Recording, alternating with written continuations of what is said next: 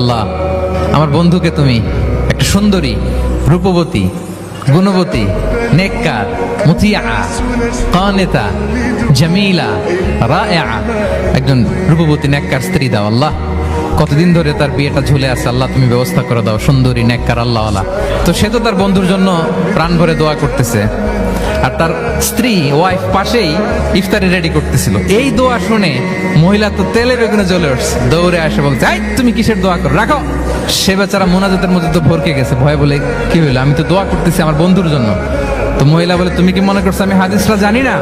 অন্যের জন্য কোনো ভালো দোয়া করলে আগে যেটা নিজের জন্য কবুল হয়, তুমি মনে করছো আমি জানি না?